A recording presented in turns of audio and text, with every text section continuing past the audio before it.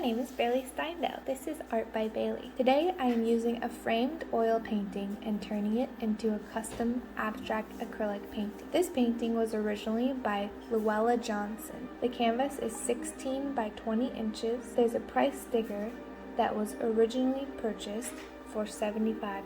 The canvas is affixed to the frame using fabric straps and staples. At first, I tried to remove all the staples, but then realized I could separate the canvas by simply cutting the straps. Once I had the canvas free, I started removing the crusty old masking tape. To my knowledge, masking tape is used like this to hold the edges of the canvas down, keep the canvas fabric from fraying, and to cover any staple heads sticking up from the wood. To remove the stapled straps, I got a flathead screwdriver under the staples and then raised them up. Then I used a plier to pull out the staple. I could have skipped all of this, but I wanted to start clean, replacing the old crusty tape, removing unnecessary bits and scraps and staples. This felt like a loving refresh for this old painting. Painting over someone else's work may seem cruel, but I see it as giving a new life to something that was discarded. I have a stack of old paintings and frames from a woman who no longer wanted them.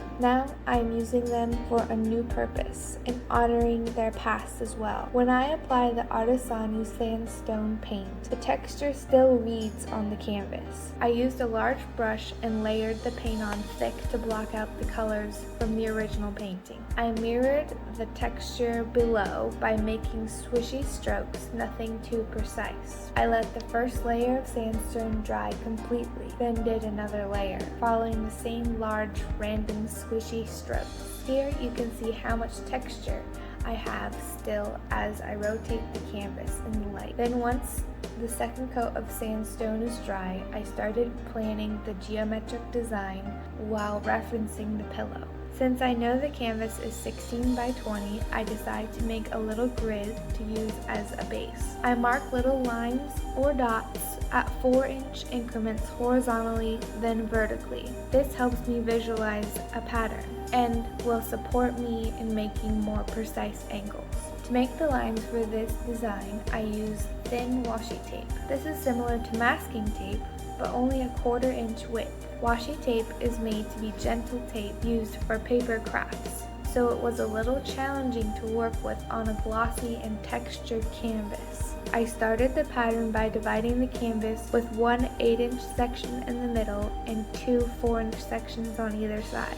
Then I just started plotting points that were similar to the design in my pillow. Here's a photo of the pillow. To get clean lines, I would place the tape between points, or wherever I saw fit, then put my finger down where I wanted the line to end and tear off the end. An X-Acto knife would have worked well, but the tape is very easy to tear. For the colors, I used Acrylic light green, deep blue, and red oxide, and later on, black. Craft Smart Espresso, Nicole's Craft Studio Marigold, Artisani turquoise, and Art Me silver and cobalt blue, as well as mentioned before, the Artisani sandstone. Now to compare the colors of the pillow. Here is the turquoise, the cobalt. I'm mixing the silver and deep blue, the red oxide, the marigold, and I'm mixing the light green and espresso. For mapping out which colors I wanted where, I used some other washi tape I have as marker. I started with making 3 shapes for each color. Then once each shape had 3, I distributed the colors so that there weren't too many of the same color close to each other. Then I started to paint all of each color. This was fun, almost as if I had made my own paint by numbers. I did use caution when painting next to the tape. Since the washi tape is not all that sticky, I was careful to use stamping strokes while on the tape edge. Otherwise, my brush would have gone under the tape. As I painted the shapes, I tried to keep random stroke patterns of the paint.